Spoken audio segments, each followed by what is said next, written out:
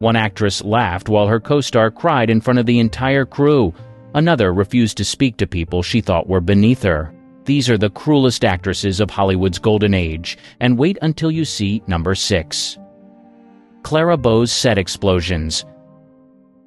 Hollywood called her the It Girl, but the crews who worked with Clara Bow in the late 1920s saw something very different. Off-screen, her temper could spark without warning. On the set of Wings in 1927, production delays pushed her patience to the breaking point. Witnesses later recalled how she snapped at wardrobe staff, calling them incompetent in front of the entire crew.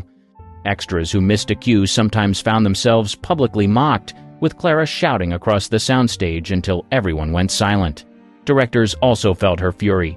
When Frank Lloyd pushed for retakes during Children of Divorce, Bow stormed off set, refusing to return until studio heads personally stepped in. MGM insiders whispered that she could hold a grudge for weeks, freezing out anyone she thought had slighted her. Her fame gave her leverage, and she used it. Clara often threatened to quit productions unless demands were met, from script changes to last-minute scheduling shifts.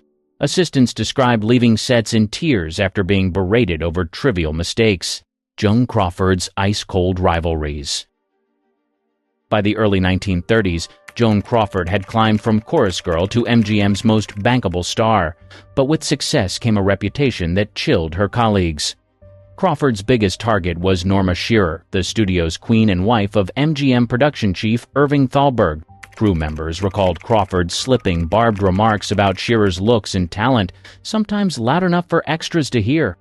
At parties, she worked the room with precision, charming reporters while planting quiet digs that painted her rival as spoiled and unworthy. The cruelty didn't stop with whispers. During The Women, 1939, Crawford deliberately sharpened her performance in rehearsal to outshine her co-stars, then dialed it back during filming so others looked weak in comparison. Actress Rosalind Russell admitted later that Crawford thrived on making others uneasy, calling her a deadly competitor. Even wardrobe became a battlefield. Crawford famously demanded fittings be scheduled back-to-back with Shearer's, ensuring studio staff would compare their measurements. She reveled in pointing out who wore a gown better, often in front of assistants who couldn't refuse to laugh. Bette Davis's vindictive demands. She built her legend in the mid-1930s not just on talent, but on a reputation for being impossible when crossed. Studio executives at Warner Brothers said she could hold a production hostage with a single demand. During Jezebel, 1938, Davis pushed for endless retakes until she felt every scene carried her exact tone. Crew members whispered that she enjoyed watching directors squirm while trying to meet her impossible standards.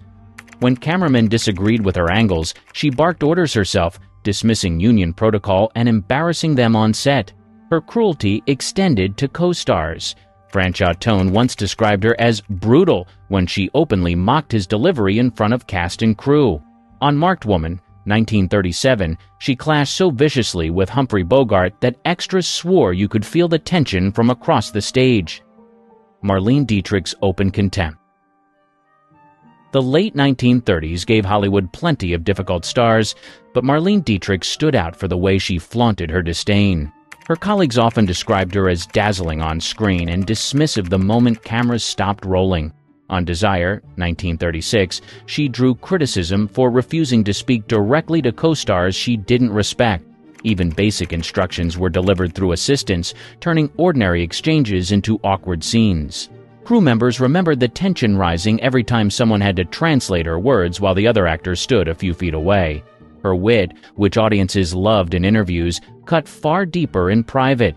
Ernst Lubitsch joked that her remarks left bruises, and co-stars later admitted they dreaded being the target of her observations about their appearance or skill. John Wayne, still early in his career, said her blunt comments unsettled him more than any director's critique. Katharine Hepburn's ruthless dismissals.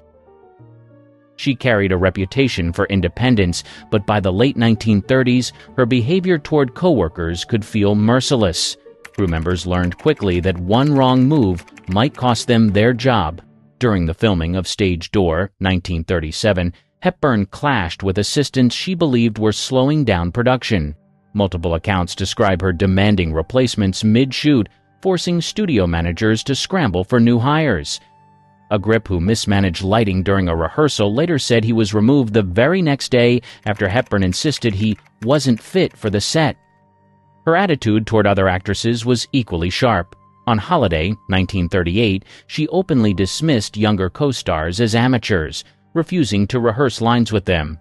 One insider recalled her remarking that she had no time to carry anyone else. The comment stung, especially since it was delivered in front of the entire cast. Savage outbursts of Tallulah Bankhead. Stagehands who worked Broadway in the 1940s carried stories that spread quickly through Hollywood. At the center was Tallulah Bankhead, whose explosive temper made her feared more than admired behind the curtain. She was known to lash out without restraint. During rehearsals for Clash by Night, witnesses recalled her screaming at fellow actors for missing cues, hurling insults that left castmates red-faced. When one stage manager corrected her blocking, she allegedly shouted him down in front of the entire company and refused to continue until he was replaced. Bankhead's behavior at social events was no gentler. Guests at parties reported that she ridiculed colleagues loudly, sometimes mimicking their voices or mocking their personal lives, while a crowd laughed. Many tolerated it because of her fame, but those who endured her barbs often left humiliated. Even film directors felt her wrath. On Lifeboat, 1944, Alfred Hitchcock had to contend with her profanity-laced tirades. Crew members said she argued over costumes, shouted about camera angles, and once stormed off set, halting production for hours. Olivia de Havilland's silent cruelty. Family gatherings in Hollywood often turned icy when Olivia de Havilland and Joan Fontaine were involved. By the early 1940s, their feud had become legendary, but Olivia's cruelty came in quiet, deliberate gestures rather than loud outbursts. At the 1942 Academy Awards, Fontaine won Best Actress for Suspicion. Witnesses noted how Olivia refused to congratulate her sister, standing stone-faced as others applauded. Fontaine later recalled that the cold shoulder hurt more than public insults ever could. Their rivalry only deepened when Olivia received her own Oscar 3 years later for To Each His Own. Fontaine reached out, but Olivia reportedly ignored her handshake in full view of photographers. The silent treatment extended off stage. Relatives described holiday dinners where Olivia avoided speaking to Joan altogether, sometimes leaving the table early to underline her disdain. Industry insiders whispered that Olivia blocked Fontaine from screen tests by using her influence at Warner Brothers, a tactic Fontaine never forgot. Joan Fontaine's bitter counterattacks. Award nights were not the only stage for Joan Fontaine's sharp edge. By the mid-1940s, she had built a reputation for answering slights with her own brand of cruelty, often delivered in public. At a Hollywood benefit in 1945, Fontaine was asked about her sister Olivia's success. Instead of diplomacy, she quipped that Warner Brothers needed a saint to play those dull roles, leaving reporters buzzing at the jab. It wasn't the only time she turned interviews into battlegrounds. In later profiles, she deliberately highlighted her own independence while portraying Olivia as pampered and reliant on studio power. On set, Fontaine could be equally ruthless. During Born to be Bad, 1950, she dismissed supporting actors as stagey and refused to rehearse scenes she thought beneath her. Crew members recalled her openly rolling her eyes at co-stars, a gesture that spread discomfort through the room. Even her acceptance speeches carried barbs. When she won the Academy Award in 1942, she thanked almost everyone except Olivia, a snub that journalists noted immediately. Fontaine later claimed she forgot, but few in Hollywood believed it. Rita Hayworth's cold withdrawals.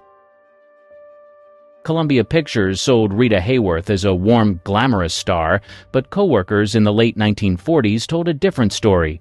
Her cruelty wasn't loud, it was withdrawal. During The Lady from Shanghai, 1947, she stopped speaking to extras and minor crew halfway through production. Assistants recalled delivering notes back and forth because Hayworth would not acknowledge certain people directly. When one co-star asked for line rehearsals, she brushed him off with a distant smile and walked away without a word. Directors felt the chill as well. Orson Welles, her husband at the time, described how she would shut down entirely during arguments, refusing to engage even as cameras waited. Crew members remembered hours wasted as she sat silently in her chair, creating tension that spread across the set. Public appearances showed the same pattern. Journalists who asked questions she disliked often received only a faint smile or complete silence, leaving them embarrassed in front of their peers. For Hayworth, ignoring someone became the sharpest tool of cruelty. Ava Gardner's blunt brutality. Sharp words, not silence, defined Ava Gardner's reputation in the 1950s. Known for her striking beauty, she was equally known for unleashing biting remarks without hesitation. Crew members on Mogambo 1953 told stories of Gardner ridiculing production staff in front of the cast. When an assistant director misplaced props, she laughed out loud and told him he had the brains of a mule. His red-faced retreat became a set legend. Her cruelty extended to fellow actors. During filming with Grace Kelly, Gardner made mocking remarks about Kelly's nun-like personality, comments that spread through the gossip columns. Even seasoned co-stars hesitated around her, never sure when they would become the target of her barbed tongue. Offset behavior was just as ruthless. At Hollywood parties, Gardner was known to cut down admirers with blunt insults, sometimes shocking entire rooms into silence. A producer once recalled that her truths were so sharp they felt like deliberate humiliation rather than candor. Lana Turner's ruthless behavior. Studio insiders at MGM in the early 1950s often whispered about Lana Turner's cruelty. Her reputation wasn't built on shouting matches, but on calculated dismissals and manipulations. Turner was known to replace assistants at the slightest mistake. One secretary reportedly lasted less than a week after misfiling a schedule. Crew members said the actress treated staff as disposable, swapping them out whenever she wanted leverage with the studio. She also used her influence against colleagues. During the making of The Bad and the Beautiful, 1952, other performers complained she monopolized wardrobe fittings, cutting into their preparation time. Wardrobe designers admitted she often demanded last-minute alterations, then mocked rivals for looking unfinished on camera. Parties revealed the same side of her. Guests recalled how she could pivot from charming to cruel in seconds, turning private remarks into public humiliation. A producer once described her as a queen who enjoyed watching courtiers squirm. Shelley Winters' verbal destruction. By the mid-1950s, Shelley Winters had developed a reputation for words that cut deeper than most arguments. Colleagues feared her sharp tongue more than long shooting days. On The Big Knife, 1955, Winters clashed repeatedly with co-stars. Crew remembered her mocking Jack Palance during rehearsals, sneering that his performance felt like cardboard. The insult reportedly traveled across the set and lingered long after the cameras stopped. She didn't save her cruelty for actors. Stagehands often bore the brunt of her temper. One lighting technician later recalled how Winters singled him out in front of the cast, saying his work looked like a high school play. He asked for a transfer before the picture wrapped. Reporters weren't safe either. At press junkets, Winters openly ridiculed questions she thought were shallow, sometimes laughing at journalists, while others looked on in discomfort. A columnist once noted that an interview with Winters felt less like conversation and more like surviving a storm. Gloria Grahame's on-set cruelty. Film sets in the 1950s carried plenty of tension, but cast members often said Gloria Grahame added more than most. Her cruelty came in defiance and deliberate disruption. During The Bad and the Beautiful, 1952, she clashed with directors by ignoring blocking instructions. Crew members recalled her delivering lines while facing away from the camera, forcing retakes until she was satisfied. Colleagues believed it was less about performance and more about proving control. She treated fellow actresses with equal contempt. On Human Desire, 1954, Grahame reportedly mocked her female co-star's appearance during lunch breaks, repeating cutting remarks loud enough for extras to hear. Insiders remembered awkward silences spreading whenever she began speaking. Wardrobe and makeup staff faced even harsher treatment. Grahame frequently rejected costumes after days of work, tossing them aside without explanation. A seamstress later said the dismissals felt like personal attacks rather than professional notes. Zsa Zsa Gabor's insults and slaps.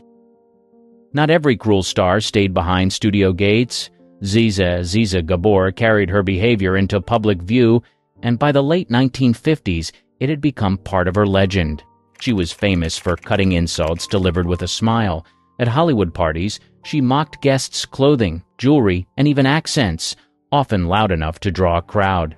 One socialite later admitted she avoided events where Gabor was present, calling her the most dangerous woman with a tongue. Physical confrontations only added to the stories. During a 1956 publicity tour, Gabor allegedly slapped an assistant for handing her the wrong script pages. The incident never reached headlines, but crew members who witnessed it passed the tale around studios for years. Her cruelty wasn't limited to staff. At press conferences, she occasionally ridiculed journalists by repeating their questions in exaggerated voices. Several reporters wrote that the experience was humiliating and unforgettable. Elizabeth Taylor's sharp tongue. Hollywood in the 1960s revolved around Elizabeth Taylor, and her words often carried as much sting as her screen presence. Few stars of her era were as quick to humiliate rivals in public. During the filming of Cleopatra, 1963, Taylor clashed repeatedly with crew and cast. A production assistant later recalled how she scolded him in front of dozens of extras, mocking his mistake with a sarcastic laugh. The set, already known for delays, grew even more tense whenever her temper flared. Taylor saved some of her sharpest comments for fellow actresses. In one interview, when asked about Debbie Reynolds, she quipped, "She's sweet, but she doesn't have it." The jab, delivered while Reynolds' marriage to Eddie Fisher was unraveling, made headlines and cemented Taylor's reputation for cruelty masked as honesty. Friends were not always safe either. At parties, she was known to ridicule acquaintances with quick remarks about their looks or fashion choices, often drawing laughter at the expense of the target. Socialites who admired her beauty also feared her cutting humor. Mae West's power plays. Writers in the 1930s quickly learned that Mae West wasn't just the star of her films. She intended to control them. Her cruelty came not through shouting, but through the way she cut down anyone who challenged her authority. On I'm No Angel, 1933, West dismissed multiple scriptwriters after they suggested changes she disliked. Crew members remembered her tossing pages aside with comments like, "I write my own lines better." Entire scenes were rewritten overnight, with supporting actors given fewer lines so she could dominate the screen. She treated co-stars with similar disdain.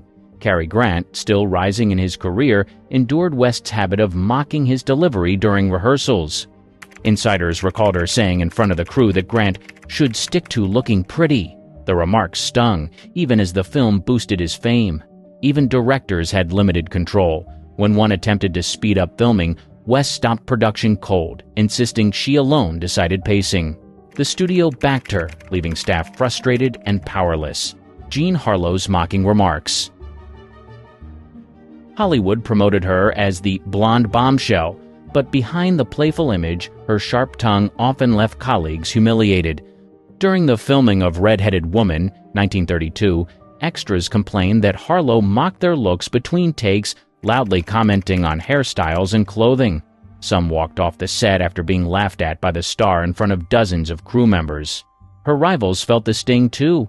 On Dinner at 8, 1933, she allegedly mimicked another actress's line readings until the woman left rehearsals in tears. Crew members said the taunts weren't jokes, but deliberate attacks to assert dominance. Reporters didn't escape her sarcasm. When asked about younger starlets, Harlow quipped, "They're still in training bras."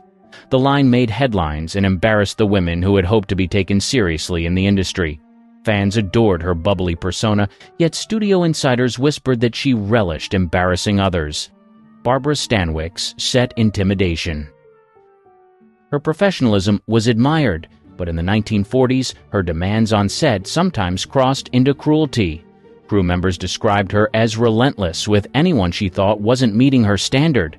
On Double Indemnity, 1944, she reportedly criticized technicians in front of the entire cast. A lighting assistant later recalled her snapping, "You call that professional?" After he missed a mark. The remark spread across the studio lot and stuck with him for years. Her treatment of younger actors was equally severe. During rehearsals for Sorry Wrong Number, 1948, she openly mocked a supporting player for stumbling over lines, saying she didn't have time to babysit. The actress later admitted she dreaded working with Stanwyck again. Makeup artists and wardrobe staff found her difficult as well. One designer remembered Stanwyck tearing into a costume, insisting it made her look cheap and refusing to wear it despite weeks of work. The confrontation left the department scrambling. To audiences, Stanwyck projected strength and integrity. To insiders, she carried an intimidating presence that made mistakes dangerous. Ginger Rogers' undermining co-stars. Dancers who worked with her in the 1940s often spoke about her competitiveness. The cruelty came not in shouting, but in subtle ways she chipped away at those sharing the stage. While rehearsing for Lady in the Dark, 1944, Rogers was accused of complaining about other dancers' timing until several were reassigned. Insiders believed she exaggerated their mistakes to ensure her own performance looked flawless by comparison. Reports also surfaced of Rogers belittling younger actresses. One chorus girl said Rogers sneered that she wouldn't last 2 seasons, a remark delivered in front of the entire line of dancers. Others described her habit of rolling her eyes when co-stars received praise, a small gesture that spread insecurity across the room. Directors noticed her maneuvers as well. During musical numbers, Rogers sometimes altered choreography at the last minute, forcing partners to adjust and making them appear clumsy on screen. Judy Holliday's sharp public put-downs. Comedians often hide cruelty behind humor, and Judy Holliday's sharp wit in the 1950s sometimes left lasting wounds. During a press tour for Born Yesterday, 1950, she turned an interview into a spectacle by mocking another actress's failed audition. Reporters laughed, but the actress involved was mortified to see the story published nationwide. Holliday later brushed it off as a joke, though those close to the actress called it devastating. On set, Holliday could cut just as deep. Crew members on Bells Are Ringing, 1960, recalled her ridiculing a stand-in for fumbling lines, comparing her performance to community theater. The laughter that followed came at the expense of the embarrassed woman who avoided the crew for days afterward. Even award shows weren't spared. At one ceremony, Holliday took the stage and slyly criticized rival comediennes for being too loud to be funny, a barb that drew applause but also stung her peers. Susan Hayward's brutal confrontations. Few stars of the 1950s and 60s intimidated directors like Susan Hayward. Her talent was undeniable, but her temper turned film sets into battlegrounds. On with a Song in My Heart, 1952, Hayward clashed with her director over staging. Crew members said she stopped filming mid-scene, shouting that she refused to be filmed like a puppet. Production stalled until executives intervened. Staff recalled days of tension whenever Hayward felt slighted. Co-stars found her equally hard to endure. During I Want to Live, 1958, she quarreled openly with fellow actors, sometimes mocking their delivery in front of extras. One performer admitted later that sharing scenes with Hayward felt like walking into a storm. Assistants and wardrobe staff didn't escape her wrath. When a costume wasn't delivered on time, Hayward berated the department so loudly that people outside the stage heard. The designer left the production shortly afterward. They didn't just play tough, they lived it. Behind the glamour shots and studio contracts, these women fought battles the press never covered. Some threw punches. Others destroyed careers with a single phone call. All of them survived a system designed to break them. Stanwyck never backed down. Barbara Stanwyck grew up in foster homes after her mother died and her father abandoned the family. She was working as a chorus girl at 15. No formal training, no connections. Just raw determination that scared studio executives. She did her own stunts. Not some of them. All of them. During the filming of 40 Guns in 1957, she was dragged by a horse at full gallop. The stunt coordinator wanted to use a double. Stanwyck refused. She wrapped the reins around her waist and told them to roll camera. When she hit a rock and dislocated her shoulder, she reset it herself and finished the scene. Frank Capra called her the most professional actress he ever worked with. What he meant was she never complained. Not when she was thrown from horses. Not when she was set on fire for a scene in The Mad Miss Manton. Not when she worked 18-hour days for weeks straight. Her marriage to Robert Taylor was arranged by MGM for publicity. She knew it. He knew it. She played the part perfectly for 12 years. When the studio no longer needed the arrangement, she filed for divorce without drama. No public scenes, no leaked stories, just business. Cecil B. DeMille once tried to intimidate her on the set of Union Pacific. She walked up to him, looked him straight in the eye, and said, "When I was a kid, I lived in 14 different foster homes. You don't scare me." DeMille never bothered her again. She supported younger actresses when the studio system tried to destroy them. Marilyn Monroe said Stanwyck was the only established star who treated her with respect. When Monroe was late to set, other stars complained. Stanwyck said nothing. She just waited. At 50, she was doing action scenes that actresses half her age refused. At 60, she was still working when most of her contemporaries had been forgotten. At 82, she accepted an honorary Oscar and gave a 30-second speech. No tears, no dramatics, just a simple thank you. Davis fought every battle. Bette Davis sued Warner Brothers in 1936. No actress had ever taken on a major studio and survived. She lost the case, but won the war.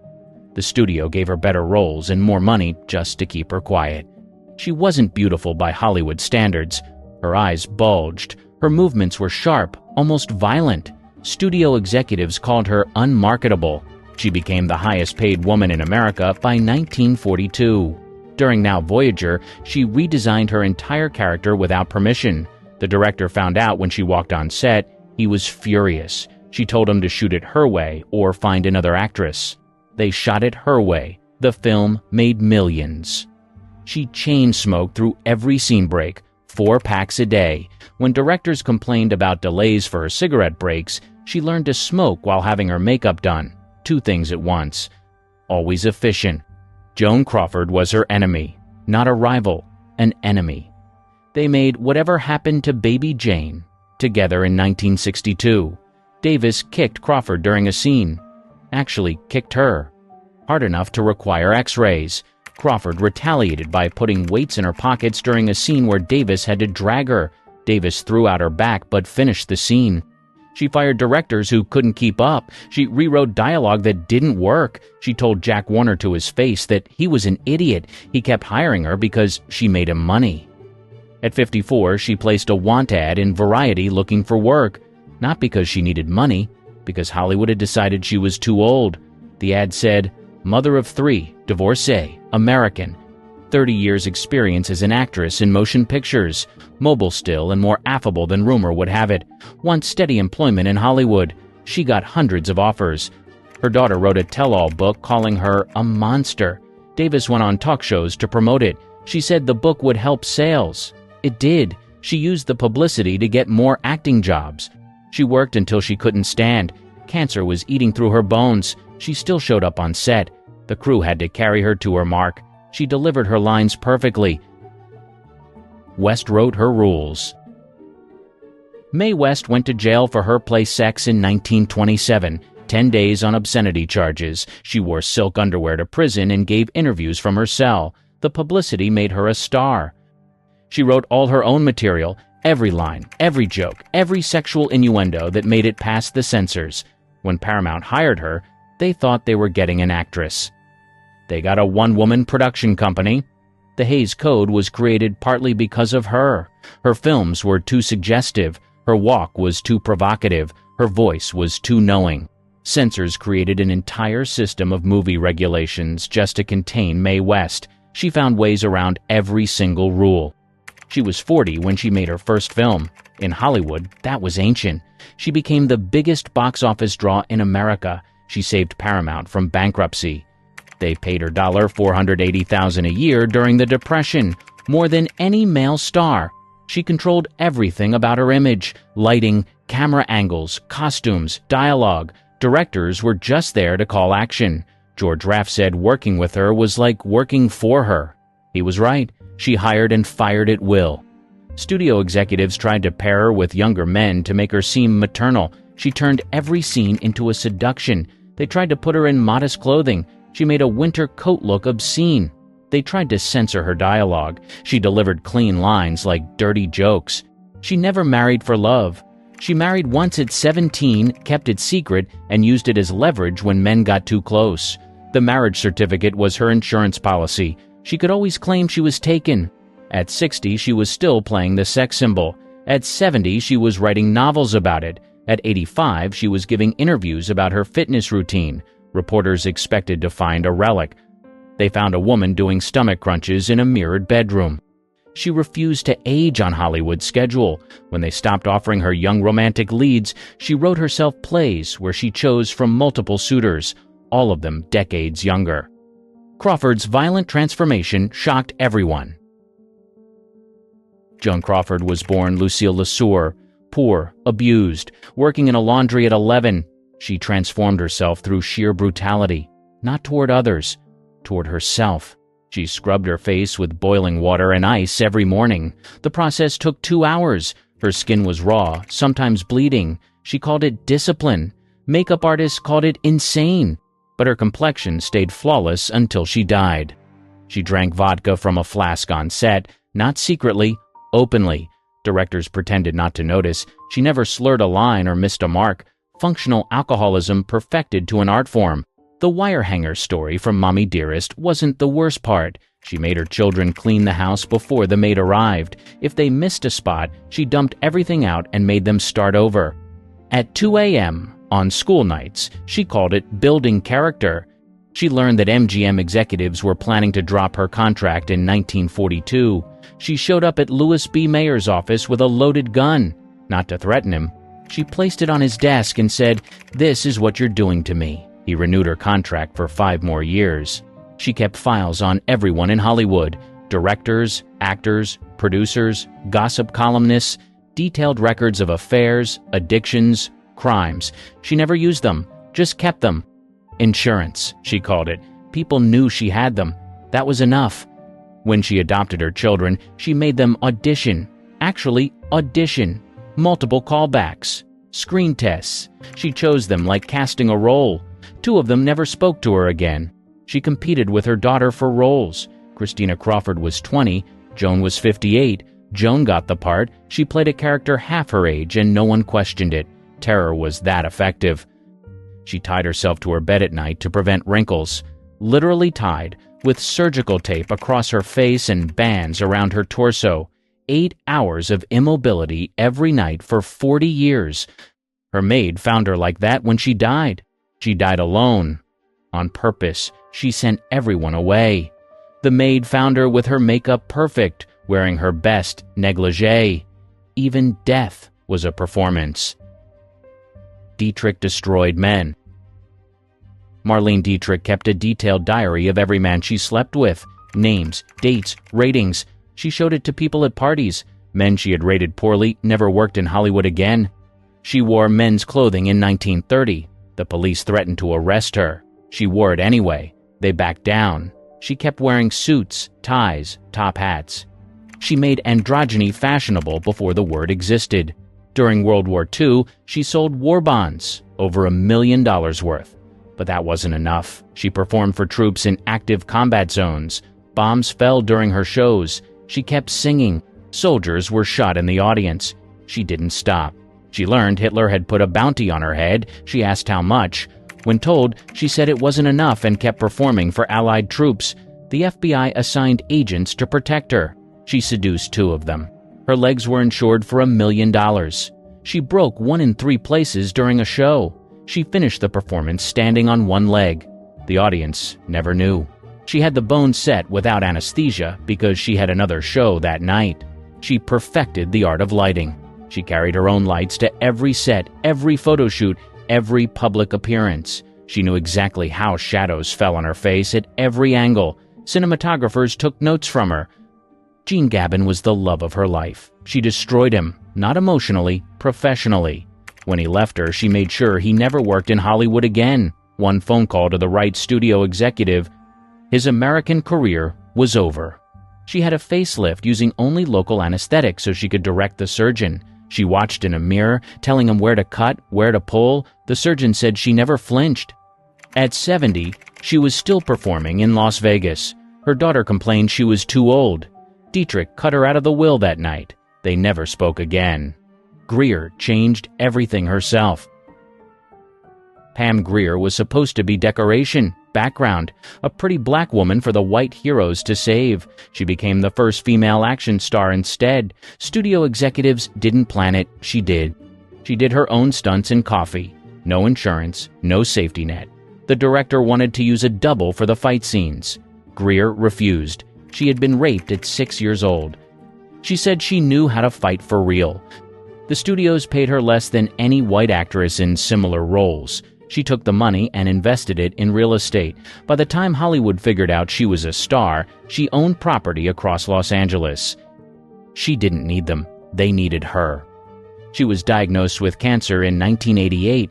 The doctors gave her 18 months. She fired them and found new doctors. She's still alive, still working. The original doctors are dead. Richard Pryor was her lover. He was also violent when he was high. One night he came at her with a knife. She broke his arm in 2 places. They stayed together 3 more years. She said she loved him but would kill him if necessary. She turned down every role that required nudity after 1975. Studios threatened to end her career. She said fine. She had rental income. They kept offering roles. She kept saying no. Eventually, they stopped asking for nudity. Quentin Tarantino wrote Jackie Brown specifically for her. Studio executives wanted a younger actress. He said it was Grier or nobody. They chose Grier. The film revived her career at 48. She dated Kareem Abdul-Jabbar when interracial relationships could end careers. She didn't hide it. She brought him to premieres. Photographers refused to take their picture together. She hired her own photographer. She's been drug-free her entire life. In 1970s Hollywood, working with Richard Pryor, surrounded by cocaine, never touched it, said she saw what it did to people she loved. Russell refused their system. Jane Russell's breasts were a scandal. Howard Hughes designed a special bra for them. She never wore it, told him it was uncomfortable, wore her own bra instead. He never knew. The publicity said otherwise. The outlaw was banned in several states because of her cleavage. She didn't care about the controversy. She cared about the paycheck. She negotiated a percentage of profits, made more than Hughes expected to pay. She was a Republican in liberal Hollywood, a devout Christian in a town that worshipped money. She adopted 3 children when adoption was considered shameful. She didn't hide any of it. She founded one of the first international adoption agencies, World Adoption International Fund, helped place over 51,000 children, did more for orphans than any other Hollywood star. Never talked about it publicly. The work mattered, not the credit. Studio executives wanted her to play dumb. She had an IQ of 143. She memorized entire scripts in one reading. She could recall dialogue from films she made 20 years earlier, word for word. She refused to work on Sundays, ever. Studios scheduled around her. They tried to pressure her once. She walked off set. They never tried again. Bob Hope made a pass at her during a USO tour. She punched him in the stomach in front of the entire crew. He apologized. They stayed friends for 40 years. He never tried again. Her husband was an alcoholic. She had him committed multiple times. When that didn't work, she divorced him. No drama, no public statements, just paperwork. She formed a production company in 1955, one of the first actresses to do so, produced her own films, controlled her image, made more money than the studio system ever paid her. Hepburn broke every rule. Katharine Hepburn wore pants when women couldn't. The studio took them away. She walked around in her underwear until they gave them back. They gave them back. She lived with Spencer Tracy for 26 years. He was married. Everyone knew. No one said anything. She never asked him to leave his wife. She never complained about being second. She just lived her life. RKO labeled her box office poison in 1938. She bought out her own contract, went back to Broadway, came back to Hollywood on her own terms, higher salary, script approval, choice of directors. She won 4 Oscars, more than any other actor. She never attended the ceremonies, said it was self-indulgent, sent someone else to pick up the statues, kept them in her bathroom. She swam in the ocean every day, January in Connecticut, breaking ice to get in, claimed it kept her sharp, did it until she was 80. Pneumonia finally stopped her. She recovered and switched to cold showers. Louis B. Mayer called her into his office to discuss her attitude. She put her feet on his desk. He said she wasn't ladylike. She said she wasn't trying to be. He never called her in again. She fired herself from a film because she didn't like the script changes. The studio sued. She countersued. She won. The studio had to pay her for the film she refused to make. Her brother committed suicide. Her lover died in her arms. She never cried in public, said tears were private, kept working, said work was public. Lupino directed her way. Ida Lupino was the only woman directing films in Hollywood in the 1950s. Not one of few, the only one. Studios didn't hire her to direct, she hired herself. She started her own production company when studios stopped giving her good roles. Filmmakers Incorporated. She produced, directed, wrote, did everything men said women couldn't do, made money doing it. Her films dealt with rape, unwed mothers, bigamy, topics studios wouldn't touch. She made them anyway, distributed them herself when studios refused. They made profits. Studios came begging for distribution rights. She was raped by a studio executive early in her career. She never named him publicly, but she made sure he knew she knew. Every film she directed had a rape scene. He had to watch them at premieres. She made him sit through his crime over and over. She directed while pregnant, hidden behind scenery so the crew wouldn't know. Gave birth on a Saturday. Was back directing on Monday. Never mentioned it. The Directors Guild didn't want to admit her. She was a woman. She applied anyway. They rejected her. She kept applying. They finally admitted her to stop the applications. She was the second woman ever admitted. The first had been in 1939 and never directed again. She smoked cigars on set. Real ones. Not for show. Because she liked them. Male directors complained about the smell. She blew smoke in their faces. She directed episodes of The Twilight Zone, The Fugitive, Gilligan's Island, always uncredited. The producers wanted a woman's touch, but not a woman's name. She took the money. Used it to fund her own projects. Lamar invented modern life. Hedy Lamarr was called the most beautiful woman in the world. She was also one of the smartest. She invented frequency hopping technology, the basis for Wi-Fi, GPS, Bluetooth. The Navy classified it. Kept it secret for 30 years. She escaped from her Nazi arms dealer husband by drugging him at dinner, stole his jewelry, fled to Paris in the middle of the night, used the jewelry to buy passage to America, never looked back. MGM marketed her as exotic and mysterious. She had a 140 IQ, spoke 5 languages, solved mathematical problems for relaxation. They told her to keep quiet about it. Beauty was more marketable than brains. She dated Howard Hughes. He gave her access to his aircraft factories. She stole his designers to help with her inventions. When he found out, he was impressed. Gave her a lab in his factory. She invented better aircraft designs.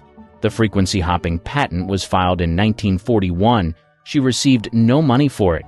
The patent expired before it was declassified. Companies made billions from her invention. She died with $3 million.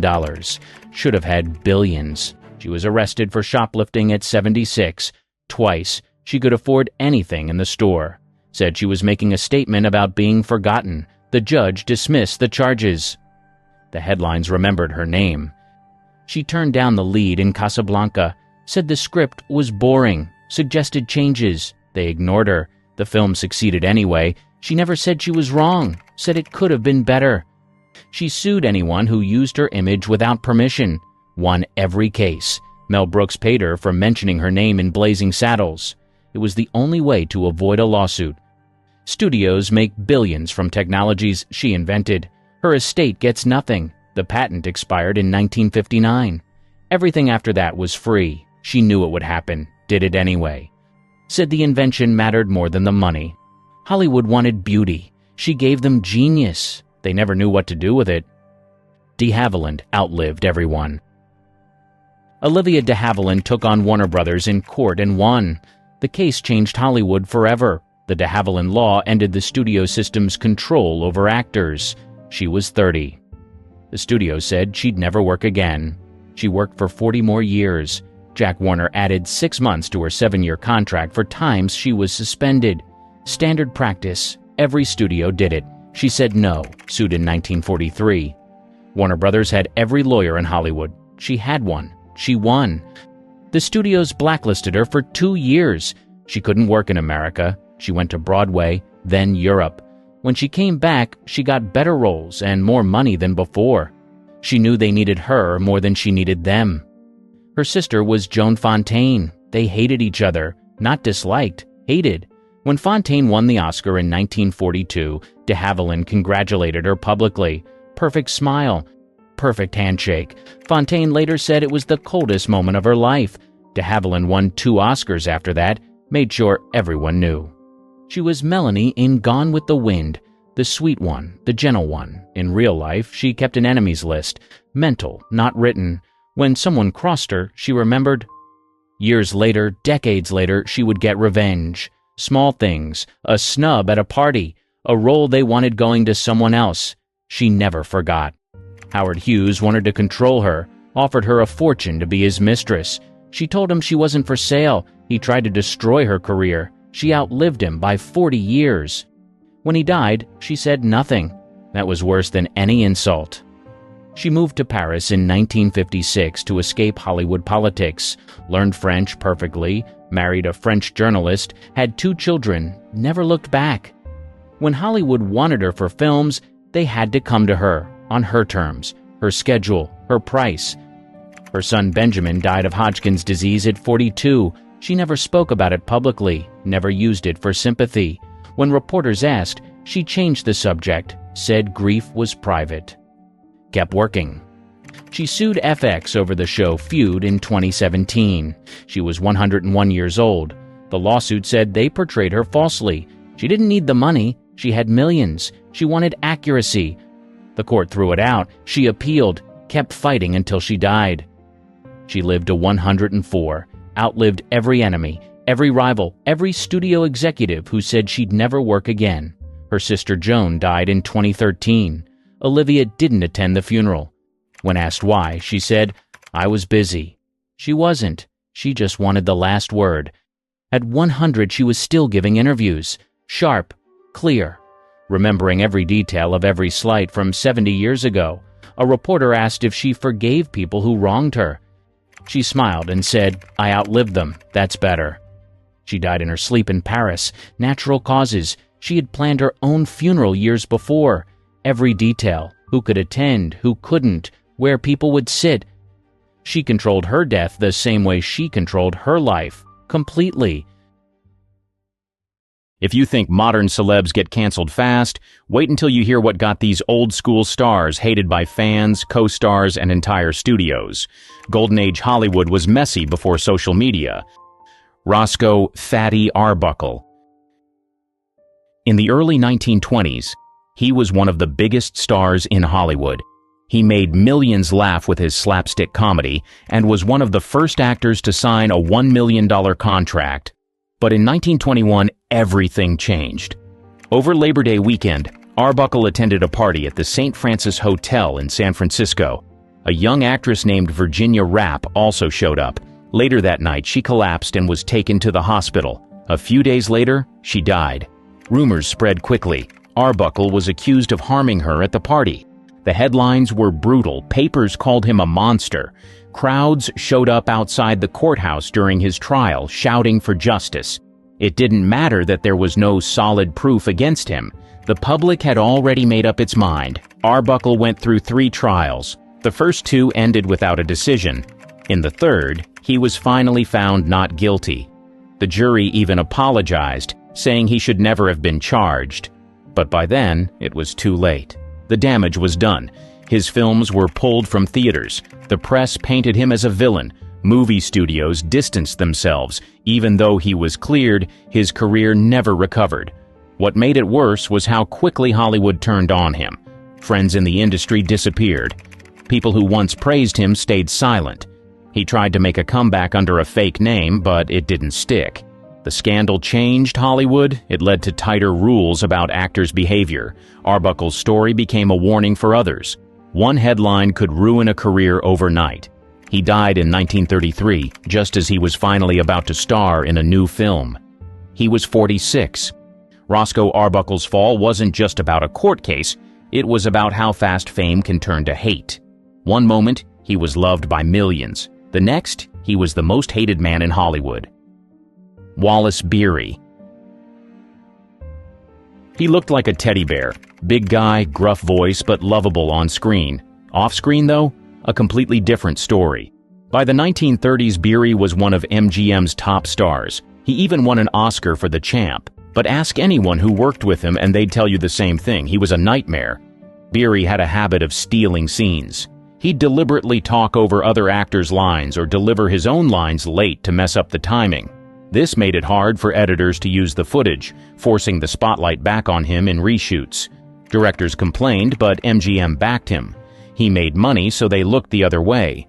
His worst behavior was around child actors. Jackie Cooper, his young co-star in The Champ, later said Beery was cold and dismissive between takes. Cooper even said Beery made fun of him when he cried during emotional scenes. Margaret O'Brien, another child star, claimed she needed a chaperone to keep Beery in check during filming. It wasn't just kids. Adult co-stars found him mean and arrogant. He bullied directors, fought with producers, and even walked off set when things didn't go his way. Crew members said he'd yell at extras and treat makeup artists like servants.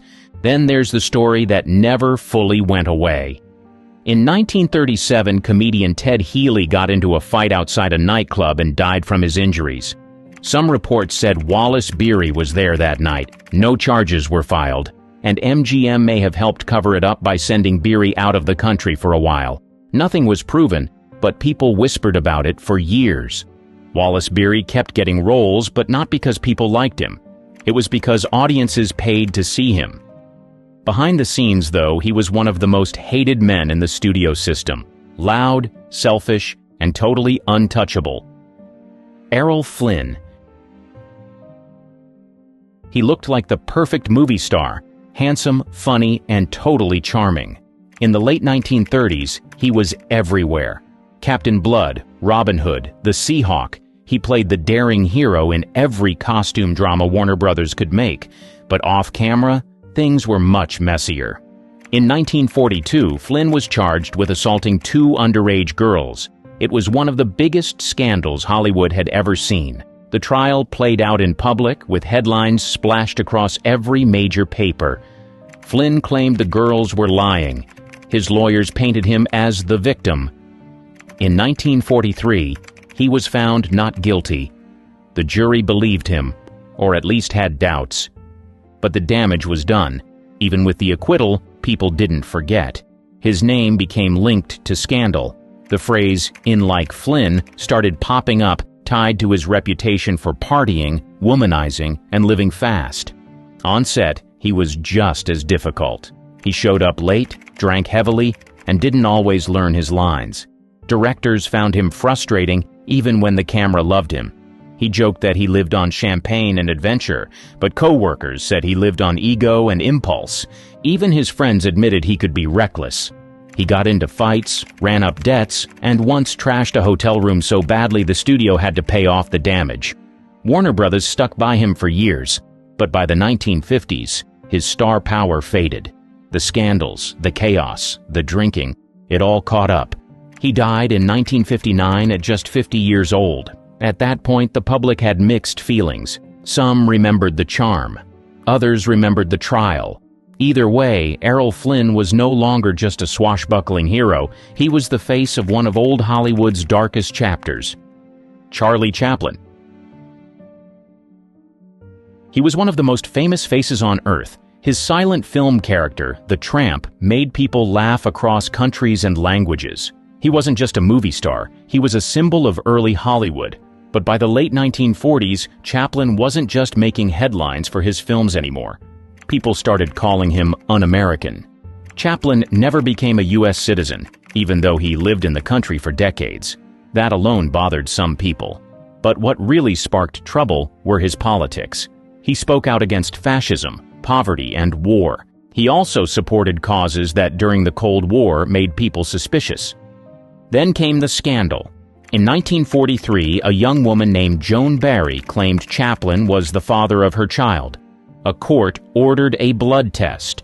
It showed he wasn't the father, but the judge still made Chaplin pay support. Public opinion started turning. Papers called him immoral. Politicians called him dangerous.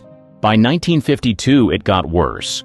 While sailing to Europe for a film premiere, Chaplin was informed he wasn't welcome back. The U.S. government had revoked his re-entry permit. They never formally charged him with anything, but they didn't need to. Chaplin stayed in Switzerland and never lived in the U.S. again. His movies stopped getting shown as often. His name stirred controversy. To some, he was still a genius. To others, he was a problem that Hollywood didn't want to deal with. Chaplin's fall wasn't caused by one mistake. It was a mix of politics, fear, and timing. In the Red Scare era, even the world's most beloved clown couldn't avoid becoming a target. And in the eyes of many Americans, he went from icon to outcast, fast. Bette Davis and Joan Crawford.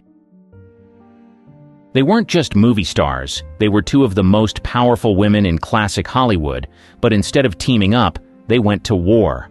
Their feud lasted for decades and got so nasty it became part of their brand. It started in the 1930s. Davis took her work seriously. She built her reputation on tough, dramatic roles. Crawford, on the other hand, leaned into glamour. She always looked perfect and played confident, stylish women. Davis thought Crawford was shallow. Crawford thought Davis was jealous. That's where the bad blood began. Things got worse in 1945. Davis fell for a co-star, Franchot Tone. Crawford married him. That move wasn't forgotten. Davis later said Crawford took him as revenge, not love. After that, the two avoided each other for nearly 20 years. Then came Whatever Happened to Baby Jane in 1962. The film needed two aging stars with strong personalities. Davis and Crawford fit the bill, and hated every minute of it. On set, they pulled petty stunts constantly. Davis had a Coke machine delivered to annoy Crawford, who was tied to Pepsi. Crawford added weights to her costume so Davis would struggle in scenes that involved dragging her across the floor. The tension wasn't acting, it was real. The Oscar drama sealed their feud in Hollywood history. Davis got nominated for her role. Crawford didn't.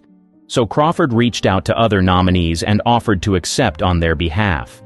When one of them won, Crawford walked on stage and took the trophy, while Davis watched, stunned.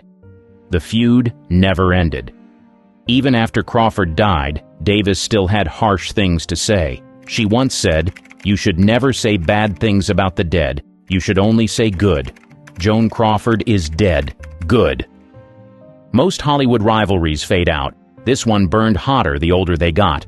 The press ate it up, but everyone on set, they were stuck between two legends who couldn't stand the sight of each other. Marlon Brando versus Frank Sinatra.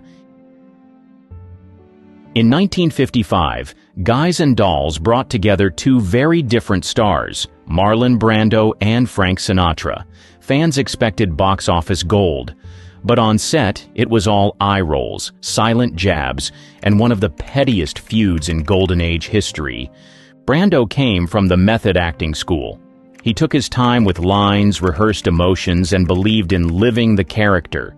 Sinatra thought that was a waste of everyone's time. He liked to show up, hit his mark, and get out.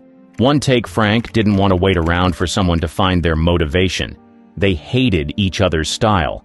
Sinatra reportedly called Brando a mumbler and accused him of slowing down production.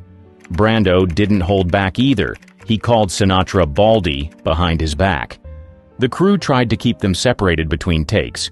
The tension came to a head during a scene where Sinatra had to eat cheesecake while Brando delivered a monologue. Brando flubbed his lines. Multiple times, Sinatra had to eat a fresh slice every take.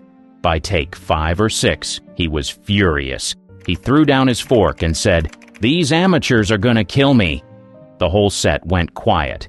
But it wasn't just about acting. At the time, Sinatra was still reeling from his split with Ava Gardner. Brando had reportedly dated her too. Whether or not that was true, Sinatra believed it, and it made every scene tenser. After the film wrapped, they never spoke again. Sinatra trashed Brando in interviews for years. Brando called Guys and Dolls one of his worst projects and swore off musicals entirely. The film was a hit. Critics were kind. Audiences loved it. But behind the scenes, it was two icons locked in a silent war. Brando represented the future of acting, raw, emotional, unpredictable. Sinatra stood for the polished old-school system. Neither would budge, and for everyone on set it was clear, The movie may have been fun, but the filming was anything but. Gene Kelly. He made everything look effortless. That bright smile, that sharp footwork. He became the face of Hollywood musicals. But behind the camera, Kelly was a completely different story. He was a perfectionist to the extreme, and working with him often came at a cost. Kelly didn't just choreograph dances, he controlled every frame. He'd rehearse scenes down to the tiniest detail, repeating takes until dancers were physically worn out. He didn't tolerate errors, improvisation, or anything less than what he envisioned. Co-stars described him as exacting. Crew members said he could be cold, he didn't hide his frustration, and he definitely didn't sugarcoat notes. Debbie Reynolds, who starred with him in Singin' in the Rain, later called filming one of the most painful experiences of her life. She wasn't a trained dancer when she got the part. Kelly knew that. Still, he pushed her relentlessly. Her feet bled from long rehearsals. One night, she crawled under a piano in tears. Fred Astaire found her there and offered to help her practice. Without him, she might not have finished the film. Kelly also clashed with Stanley Donen, his longtime collaborator. They co-directed hits like On the Town, but their partnership cracked during It's Always Fair Weather. Donen later said Kelly had become arrogant, moody, and impossible to work with. After that film, they never teamed up again. The reputation followed him. Even producers hesitated. Kelly wanted creative control over everything: lighting, editing, music. Some called it visionary. Others called it exhausting. Actors started to avoid him. Studios, once eager to please him, grew tired of the behind-the-scenes tension. As musicals began to fade in the late 50s and early 60s, so did Kelly's influence. His final projects didn't connect the same way. Younger performers weren't willing to put up with the same treatment. He's still remembered as one of the greatest dancers to ever grace the screen. But in Hollywood, a lot of people remember something else: the pressure, the criticism, and how working with Gene Kelly could go from inspiring to unbearable. Lionel Stander. He was a standout in 1930s films. He had a booming voice, a tough guy look, and sharp comedic timing, but he didn't play by Hollywood's rules, and that made him a target. During the 1940s, the House Un-American Activities Committee began cracking down on people in the film industry. They accused actors, writers, and directors of having ties to communism. Many gave names to save their careers. Stander didn't. When called to testify, he didn't hold back. He criticized the hearings and refused to cooperate. His testimony made headlines and got him blacklisted almost immediately. No studio would hire him. Producers called him dangerous. People who once worked with him stopped returning calls. For nearly a decade, Stander was pushed out of the business. He sold insurance.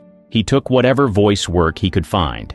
At one point, he worked under fake names just to stay afloat. But he never apologized and never changed his stance. In the 1960s, things slowly turned around. The blacklist began to fade, and Stander found work again, mostly in European films at first. In the late 70s, he landed a role in Heart to Heart, which gave him a new audience. But the damage from those earlier years never really went away.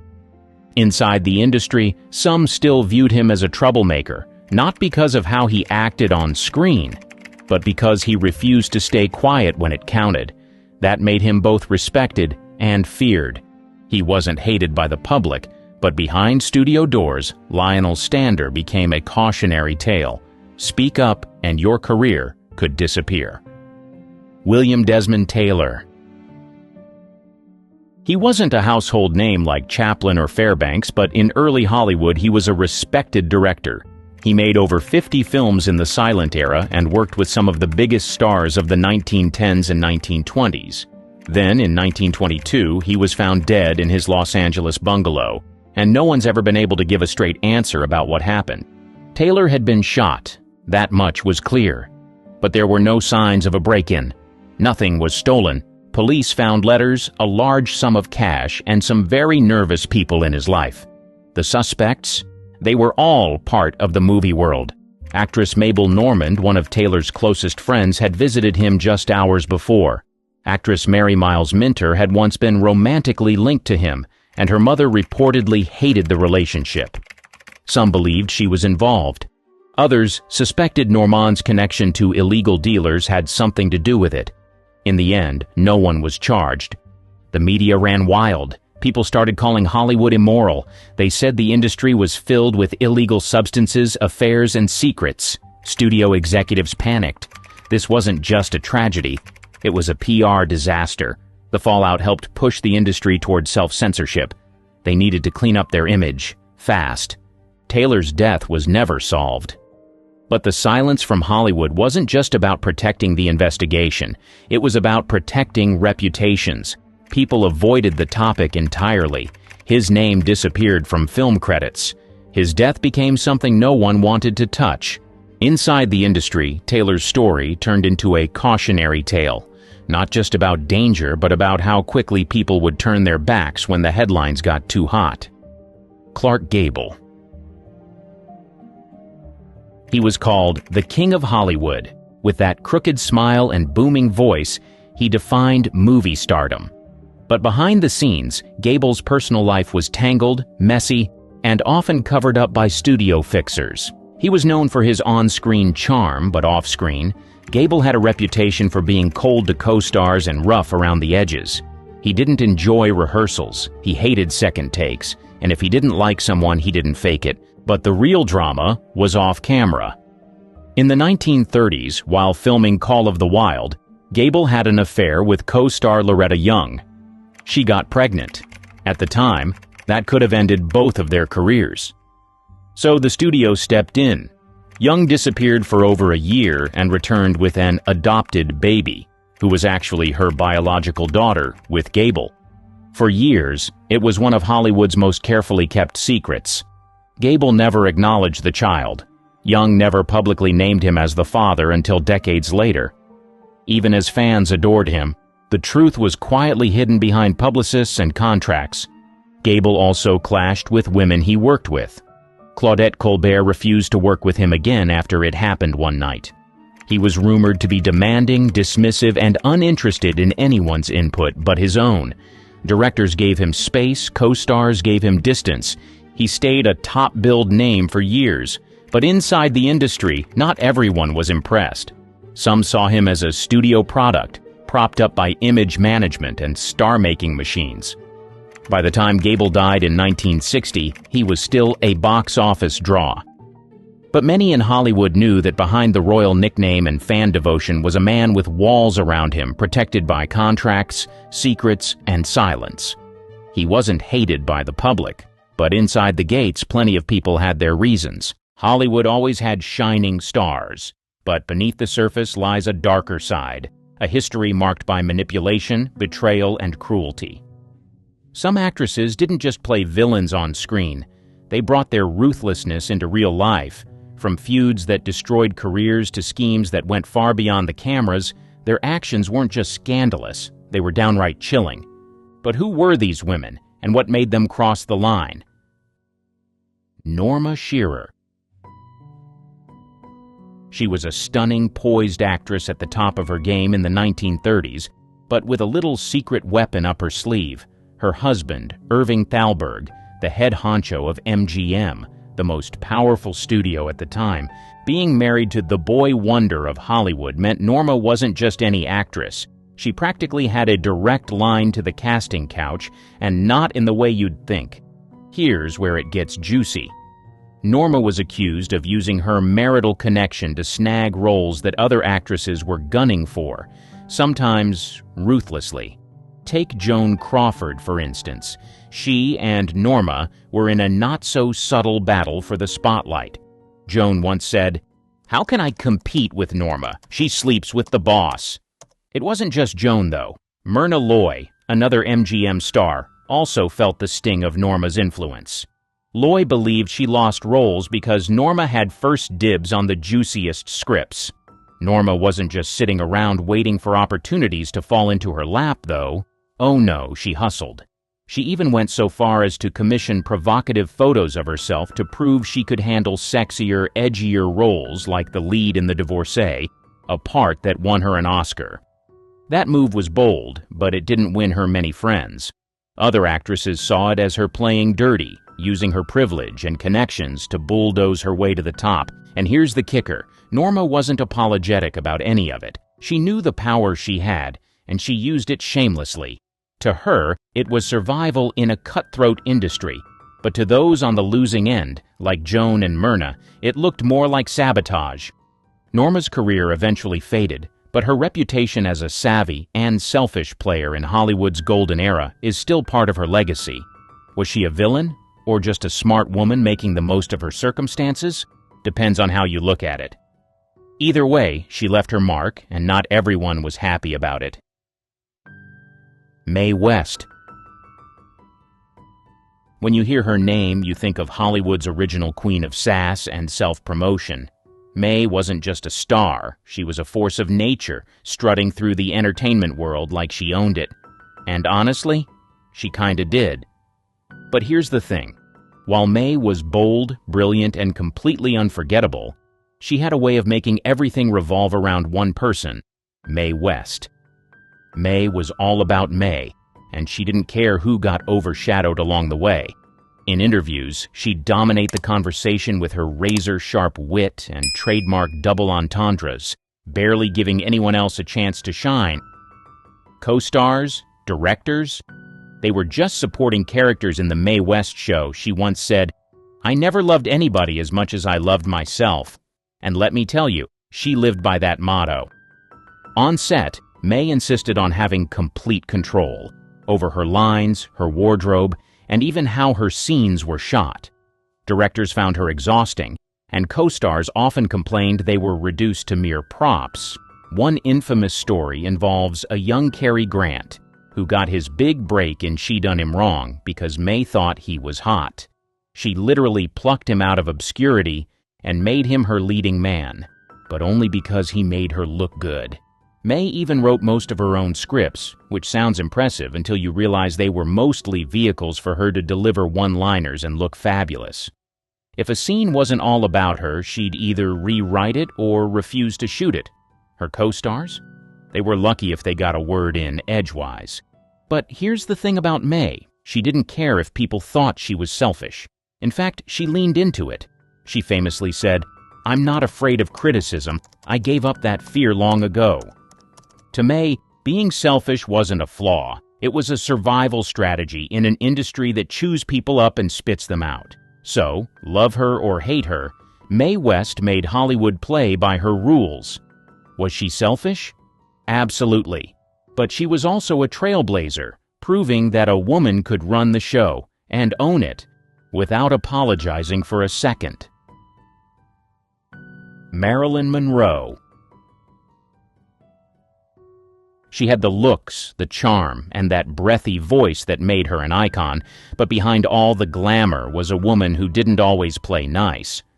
Sure, Marilyn seemed like the sweet, shy girl next door, but in reality, she could be manipulative, selfish, and frustrating to deal with. Marilyn had a way of making everything about her, especially when it came to relationships. She charmed men with ease, but many of them, from Joe DiMaggio to Arthur Miller, felt like they were used as stepping stones or props to maintain her image. Marilyn craved adoration, and if she wasn't the center of attention, she'd find a way to turn the spotlight back on herself. She had a knack for keeping people hooked on her vulnerability, but some insiders felt it was all part of her act, a way to control those around her. On set, Marilyn's behavior drove directors and co-stars up the wall. She was notoriously late, sometimes by hours, leaving entire crews waiting while she finished getting ready or dealt with her personal dramas. Directors like Billy Wilder, who worked with her on Some Like It Hot, called her a nightmare to work with, even if the results were worth it. Studio executives lost money because of her delays, and she'd show up unprepared, forgetting her lines and making scenes take twice as long to shoot. What's wild is that Marilyn's antics weren't always accidental. Some believed she showed up late or caused chaos on purpose just to keep everyone off balance and ensure she remained the most important person in the room. She once said, "If I'd observed all the rules, I'd never have got anywhere." And honestly, that tells you everything you need to know. Still, Marilyn's charm was her secret weapon. Even when she upset people, they couldn't stay mad for long. She knew how to win people over with a pout or a laugh, and she leaned into that power whenever it suited her. Was she selfish? Probably. But in her world, where everyone wanted a piece of her, maybe it was the only way she knew how to survive. Lana Turner. She was known as the ultimate Hollywood glamour queen, famous for her beauty, charisma, and string of headline-grabbing romances. But beneath the shimmering exterior, Lana's personal life was a whirlwind of drama and questionable priorities, especially when it came to her role as a mother. Her focus on fame, love, and maintaining her image often left her daughter, Cheryl Crane, feeling like an afterthought in her life. Lana's love life was a tabloid dream, or nightmare, depending on how you look at it. She married 8 times to 7 different men, and each relationship seemed more chaotic than the last. Her constant search for love and validation often overshadowed her responsibilities as a mother. Cheryl, her only child, grew up in the middle of this storm, frequently shuffled to the side as Lana pursued her next romance or career move.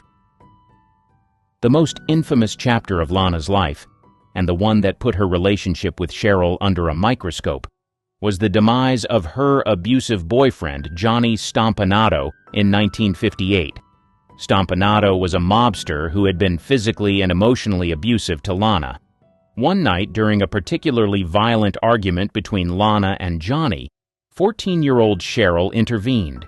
She grabbed a knife and stabbed Stompanato to protect her mother. The incident was ruled justifiable homicide, but it threw Cheryl into the spotlight and left her emotionally scarred. Many people blamed Lana for exposing Cheryl to such a toxic environment in the first place. Critics said Lana's pattern of prioritizing her own happiness, especially in her choice of volatile, dangerous men, put her daughter in harm's way. Cheryl later revealed that she felt neglected and isolated, living in the shadow of her mother's glamorous yet chaotic life. She described how Lana's obsession with her public image often left her feeling like an accessory, not a priority. Even after the Stompanato tragedy, Lana continued to focus on maintaining her movie star persona, often at the expense of her relationship with Cheryl. Their mother-daughter bond remained strained for years, with Cheryl struggling to find her own identity outside of Lana's shadow. Lana's story is a complex one. On the one hand, she was a woman navigating a male-dominated industry, doing whatever it took to stay on top. On the other hand, her relentless pursuit of fame and love left behind a trail of emotional wreckage, with her daughter paying the steepest price. It's a classic case of Hollywood glamour hiding a much darker reality underneath. Gloria Swanson. This woman wasn't just a Hollywood actress. She was a powerhouse. In the silent film era, she ruled the screen with her dramatic flair, extravagant wardrobe, and larger-than-life persona. But behind all of that, Swanson had a reputation for doing whatever it took to get ahead, even if it meant stepping on a few toes, or breaking hearts, along the way. Swanson's ambition was unmatched. She wasn't content with being just another actress. She wanted to be the star. And she wasn't afraid to manipulate the people around her to climb higher. One of the most talked about examples was her relationship with Joseph P. Kennedy, father of future President John F. Kennedy. Kennedy wasn't just her lover. He was also her financier, helping to fund her lavish lifestyle and her failing production company. Swanson benefited greatly from the relationship, but when the financial fallout came, Kennedy walked away relatively unscathed, while Swanson's career took a hit. Critics argue she used Kennedy as much as he used her, making their affair a textbook case of mutual manipulation. Professionally, Swanson had a way of alienating people. She was fiercely independent and demanded creative control over her projects, which wasn't common for actresses at the time. While her drive was admirable, it didn't win her many friends in the industry. Directors and producers often found her difficult to work with because she insisted on doing things her way, even if it caused friction on set. Her personal life was just as messy. Swanson married 6 times, and her relationships often ended in scandal or bitterness. She seemed to view her partners as stepping stones, prioritizing her career over building lasting connections. Her third husband, French aristocrat Henri de la Falaise, was a particularly dramatic case. Their marriage gave her an air of European sophistication that elevated her status, but it ended when the glitter faded, leaving yet another broken tie in her wake. By the time she starred in Sunset Boulevard, her iconic comeback role that mirrored her own life, Swanson's reputation as a self-serving, fiercely ambitious star had already been cemented. In many ways, her performance as Norma Desmond was more autobiographical than anyone realized. Was Gloria Swanson a villain? Not exactly. She was a woman in an unforgiving industry, fighting for control of her destiny.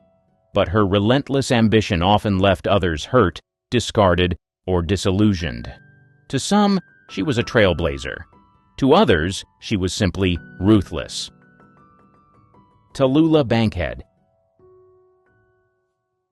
If you thought the luxurious lifestyle and fame of old Hollywood was all about prim and proper behavior, Bankhead proved you wrong. She was loud, brash, and lived life on her own terms, often at the expense of everyone around her. Bankhead's reputation for wild behavior was legendary. She was known for her heavy drinking, drug use, and a string of fiery affairs that were as scandalous as they were public. But what really set her apart was her complete lack of a filter. She wasn't afraid to speak her mind, and when she did, it was often sharp, biting, and at times cruel. Her sharp tongue was both a weapon and a shield. Bankhead had a knack for making ruthless, cutting remarks about everyone, from co-stars to directors and even her own family. She once told a fellow actress, "I don't care what you do as long as you don't do it in the street and frighten the horses," a line that perfectly summed up her unapologetic nature. She would go out of her way to make people uncomfortable, whether by mocking others' looks or questioning their intelligence. It wasn't that she was insecure, quite the opposite. She just didn't care about anyone else's feelings. Her cruelty extended beyond just words, too. On set, Bankhead was known for being difficult to work with, often causing trouble during shoots. Directors found her hard to control, and she frequently showed up late or in no condition to work, thanks to her partying habits. Yet somehow she managed to still get roles, largely due to her outrageous charm and undeniable screen presence. Bankhead's personal life was just as turbulent. She had multiple love affairs, some with famous men and women, but never seemed to form lasting connections.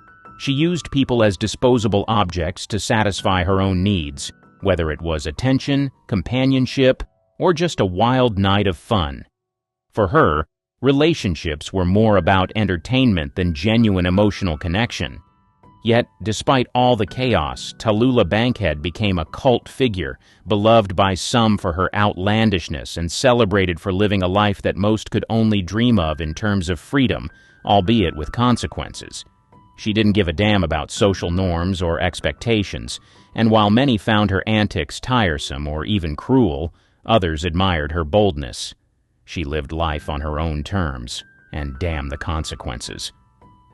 In the end, Tallulah Bankhead was more than just a Hollywood star.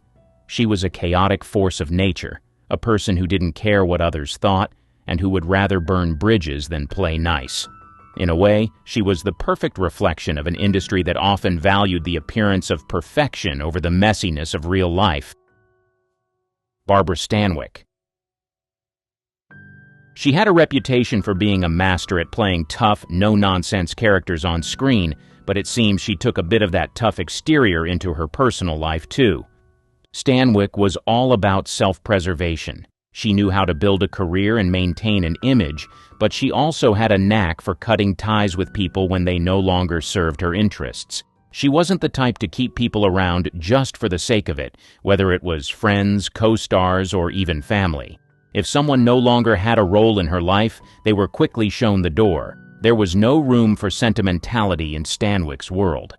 Her fiercely private nature didn't help her popularity in Hollywood circles either. While other stars might bask in the spotlight and engage with their colleagues or fans, Stanwyck kept her distance, often keeping to herself or her closest circle of people. She had a strict keep your business to yourself policy, which sometimes made her seem aloof, standoffish, or even unapproachable. This detached nature didn't endear her to some of her co-stars or those working closely with her. Despite being a beloved and respected actress, she often isolated herself on set, leaving others to feel like they didn't have a real connection with her. There was a certain coldness to her, especially when it came to personal relationships. She had 2 marriages, both of which ended badly. The first to actor Frank Fay was rocky, marked by infidelity and tension, and after their divorce, Stanwyck's relationships with men were often seen as transactional rather than emotionally fulfilling. Stanwyck's approach to relationships wasn't just about keeping things private. It was about control. She was known for playing the role of the hard-nosed, calculating woman in many of her films, but it seems that role extended off-screen too. When she felt someone was a threat to her career, her personal space, or her privacy, they were quickly cut off. It wasn't about being mean. It was about protecting her territory, her image, and her career from anything that might cause her harm. Though many admired her for her unmatched acting talent, her emotional detachment and self-preserving nature left a trail of broken ties in Hollywood. While she was deeply respected for her work and known for being a professional on set, she wasn't the kind of person who would stick around for the long haul when it came to friendships or anything that didn't directly benefit her. Stanwyck's legacy is filled with glowing accolades for her skill, but her personal story is one of cold pragmatism and calculated decisions. She wasn't afraid to burn bridges if it meant advancing herself or protecting her space. Bette Davis. She was raw, unapologetic, and fiercely determined to maintain her star status no matter what it took. But in her relentless pursuit of stardom, Davis wasn't exactly concerned with how many bridges she burned or who got offended along the way. In fact, she seemed to almost revel in her reputation for being tough, demanding, and sometimes downright cruel. Her famous feuds and sharp tongue were as much a part of her legacy as her Oscar-winning performances. One of the most legendary and most vicious rivalries in Hollywood history was the one between Bette Davis and Joan Crawford. Their feud, which started in the 1930s, reached new heights when they were cast as the leads in Whatever Happened to Baby Jane in 1962. The 2 actresses couldn't have been more different, and their animosity went beyond mere professional competition. Davis once said, "She's a bitch, but she's my bitch." That pretty much sums up the animosity between them. There was no love lost, only cold, calculated contempt. The stories from the set of Baby Jane are legendary. They would constantly try to one-up each other, sabotaging each other's scenes and playing psychological games behind the scenes. It wasn't just on-screen drama. It was real, personal, and filled with spite. But Davis didn't reserve her sharp tongue for just one person. She was known for cutting people down, colleagues or not. She didn't care if she offended anyone with her direct and often hurtful criticisms. Directors, co-stars, and even studio heads could find themselves on the receiving end of Davis's biting remarks. She was a woman who demanded perfection from herself and everyone around her, and if you didn't measure up, you were fair game. If you couldn't take the heat, you were quickly discarded. It wasn't about making friends for Bette. It was about making sure she stayed on top, no matter the cost. Davis's famous outbursts and public criticism didn't make her popular in Hollywood, but they certainly kept her in the conversation. She was known for her bluntness and her refusal to play the game the way the studio system wanted her to. While many stars of the time were busy towing the line and maintaining a squeaky clean image, Davis made it clear she was going to do things her way, even if it meant stepping on a few toes along the way. Her story is one of fierce determination, but also one marked by a trail of offended colleagues and damaged relationships. Davis wasn't afraid to ruffle feathers if it meant maintaining her status as one of the greatest actresses in Hollywood, and while that made her unforgettable, it also made her a polarizing figure. In the end, Bette Davis proved that in the cutthroat world of Hollywood, it wasn't enough to just be talented. You also had to be willing to fight, even if it meant losing a few friends along the way. Joan Crawford. Here's what you may not know. Joan Crawford is one of the most infamous stars in Hollywood history, but not for the reasons most would expect. While she was adored by millions for her glamorous roles behind closed doors, Crawford's life was a storm of manipulation, control, and a relentless desire for success at any cost. Crawford was known for putting her career above everything else, family included. She often seemed to view her relationships, especially with her children, as mere extensions of her public image, which she worked tirelessly to maintain. But her personal life was far from ideal, and it wasn't long before rumors began to swirl about how she treated her family, especially her children. In her later years, her adopted daughter, Christina Crawford, famously penned a memoir called Mommy Dearest, in which she accused Joan of severe emotional and physical abuse. The book portrayed Crawford as a cold, controlling mother, and the revelations were shocking. Christina described Joan as a woman who expected perfection, punished her children for minor transgressions, and was a tyrant behind closed doors.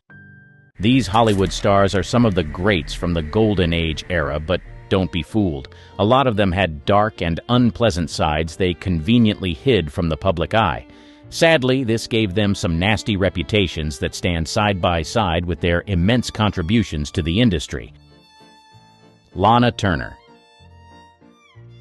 She was born Julia Jean Turner on February 8, 1921, in Wallace, Idaho, and Lana embodied the quintessential Hollywood starlet, known for her stunning beauty and captivating screen presence. However, her personal life, fraught with scandal and tragedy, often overshadowed her cinematic achievements. Turner's entry into Hollywood was nothing short of a fairy tale. Discovered at the age of 16 while sipping a soda at a Hollywood soda fountain, she was quickly signed by Warner Brothers.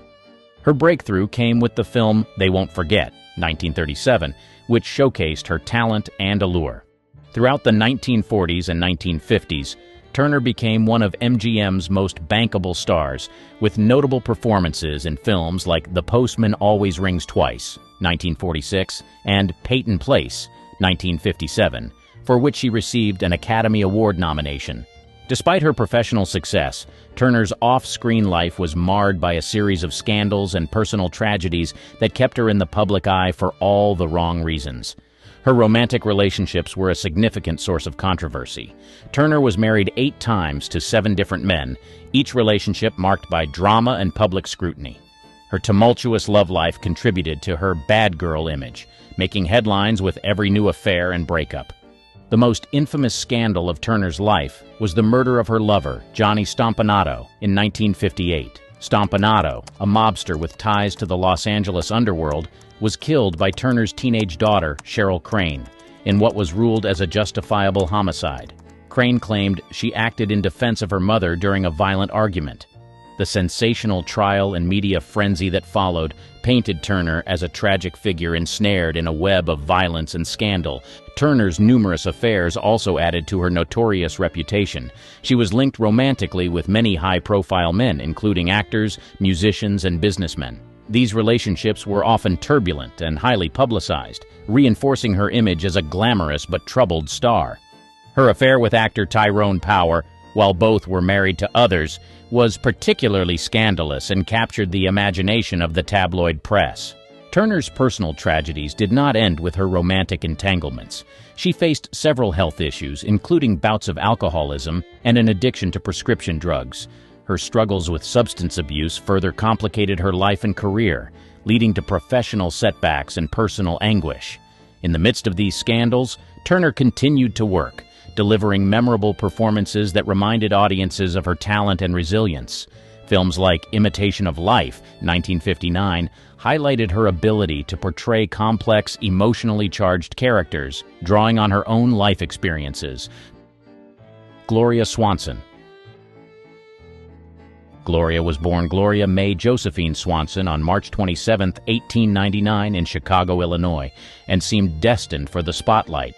Raised in a military family that moved frequently, Swanson's early life was marked by a sense of adventure and constant change. Her entry into the world of entertainment came almost by accident when she visited a movie studio in Chicago at the age of 15. Enchanted by the nascent film industry, Swanson quickly found herself in front of the camera, starting with minor roles in silent films. Swanson's career took off when she signed with Paramount Pictures in 1919. Her beauty, charm, and talent quickly made her one of the most popular actresses of the silent film era. She starred in a series of successful films, including Male and Female, 1919, Why Change Your Wife, 1920, and Beyond the Rocks, 1922, often playing sophisticated and glamorous women. By the 1920s, Swanson had become a symbol of Hollywood glamour, commanding a salary of $20,000 a week and living a life of opulence and extravagance. However, Swanson's ascent to stardom was accompanied by a reputation for being demanding and self-centered. Her insistence on control over her films and her diva-like behavior on set earned her the label of a prima donna. Swanson was known for her meticulous attention to detail and her desire to have a say in every aspect of her films. She often clashed with directors and producers over creative decisions, insisting on having things her way. This insistence on control was seen as both a testament to her commitment to quality and a sign of her demanding nature. During the production of Queen Kelly, 1929, directed by Erich von Stroheim, Swanson's demands and disagreements with von Stroheim over the film's direction led to significant delays and budget overruns. The film eventually went unfinished and was a financial disaster, contributing to Swanson's difficult reputation. Her off-screen behavior also contributed to her prima donna image. She was known for her lavish lifestyle and penchant for luxury, which often set her apart from her peers. Her demands for special treatment and her aloof demeanor were frequently noted by those who worked with her. Swanson's demands for elaborate costumes and sets were legendary. For the film The Love of Sunya, 1927, she insisted on wearing a pearl-studded gown that cost a fortune to make. Such extravagances were part of her larger-than-life persona, but also reinforced her reputation as a self-centered star. Swanson's extravagant lifestyle extended beyond her professional life. Her financial mismanagement and lavish spending were often criticized and led to significant financial troubles throughout her career. Her love for luxury knew no bounds. She lived in a grand mansion, threw extravagant parties, and surrounded herself with the finest things money could buy. This lifestyle, while glamorous, was unsustainable and led to financial difficulties. Swanson's penchant for luxury led her to invest heavily in opulent homes, jewelry, and high fashion. Her Beverly Hills mansion, complete with a ballroom and swimming pool, was a testament to her love of opulence. Despite her high earnings, Swanson struggled with financial management. Her investments in various business ventures, including a failed attempt to produce her own films, drained her resources. Her spending often outpaced her income, leading to significant debt. Swanson's attempt to produce and star in her own films through her production company, Gloria Productions, was a financial disaster. The failure of Queen Kelly and other projects left her deeply in debt, forcing her to declare bankruptcy in the 1930s. Despite these challenges, Swanson continued to work in Hollywood, though her star had faded by the 1940s. Her career saw a remarkable resurgence with her iconic role as Norma Desmond in Sunset Boulevard, 1950. The role, which mirrored her own journey from stardom to obscurity, earned her critical acclaim and revitalized her career. Marlene Dietrich. Marie Magdalene Dietrich was born on December 27, 1901, in Berlin, Germany. She was a woman of enigmatic charm and unparalleled allure. Her career in Hollywood began in the late 1920s and quickly flourished, making her one of the most iconic figures of the Golden Age cinema. Her fascinating personality was not just limited to her on-screen persona, her off-screen life as well, marked by a reputation for being cold and calculating. Dietrich's journey to stardom started in the cabarets and theaters of Weimar Berlin, where her distinctive voice and androgynous style caught the attention of filmmaker Josef von Sternberg. He cast her in The Blue Angel, 1930, a role that would propel her to international fame. Dietrich followed von Sternberg to Hollywood, where she starred in a series of films that cemented her status as a screen legend, including Morocco, 1930, Shanghai Express, 1932, and Desire, 1936. Despite her professional success, Dietrich's personal life was riddled with controversy. She was often seen as cold and calculating, a reputation that was partly a result of her manipulative tendencies. Dietrich was known to manipulate people and situations to her advantage, using her charm and intelligence to maintain her position in the fiercely competitive world of Hollywood. Her manipulative nature was evident in her professional relationships. Dietrich's collaborations with Josef von Sternberg, for example, were marked by her ability to assert control over her image and career. She meticulously crafted her public persona, ensuring that she remained a subject of fascination and admiration. Her relationships with powerful figures in the film industry also demonstrated her ability to navigate and influence the dynamics of Hollywood to her benefit. In addition to her manipulative tendencies, Dietrich's numerous affairs were a significant source of scandal. Her sexual openness was considered provocative and shocking for the time, as she defied conventional norms and embraced her desires with unapologetic boldness. Dietrich's affairs were not limited to men. She was known to have relationships with both men and women, further challenging the societal norms of her era. Dietrich's affairs with high-profile figures such as actor John Gilbert, French actor Jean Gabin, and American writer Éric Maria Remarque were well publicized and added to her scandalous reputation. Her relationships often overlapped, and she maintained a sense of mystery about her private life that kept the public intrigued. Her openness about her bisexuality was particularly controversial in an era when such matters were rarely discussed openly. Her sexual liberation and numerous affairs contributed to her image as a rebellious and unconventional figure.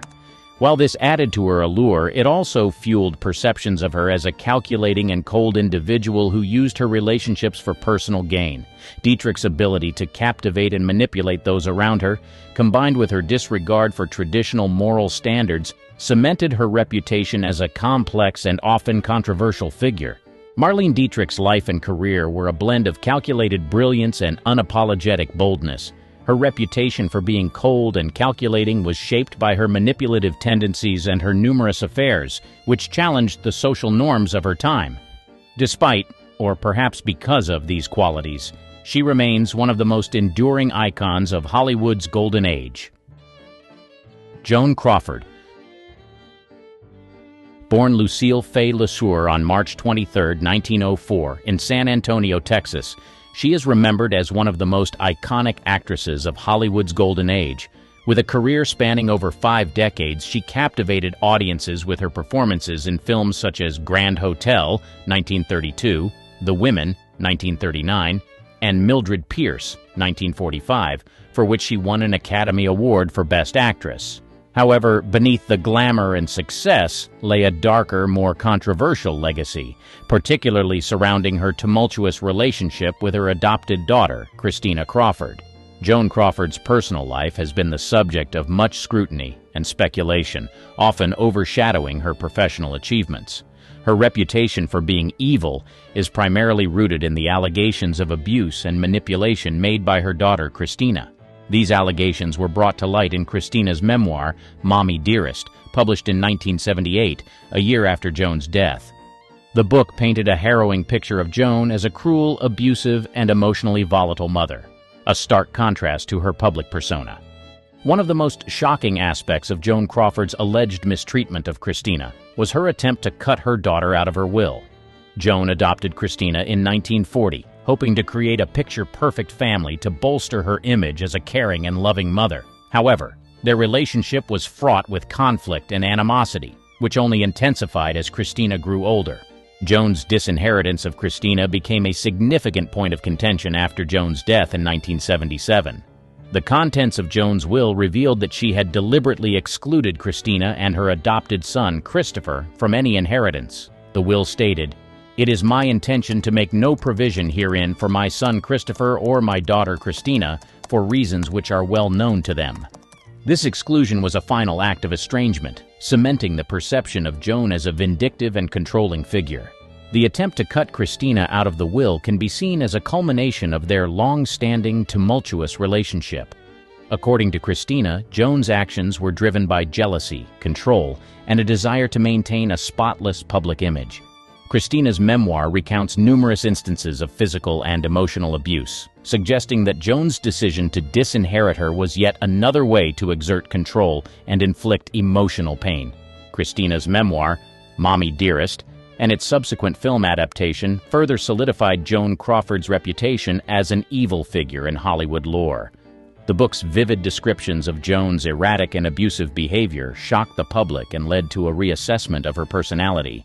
Scenes depicting Joan's violent outbursts, such as the infamous No Wire Hangers incident, became a representation of her alleged cruelty. Bing Crosby.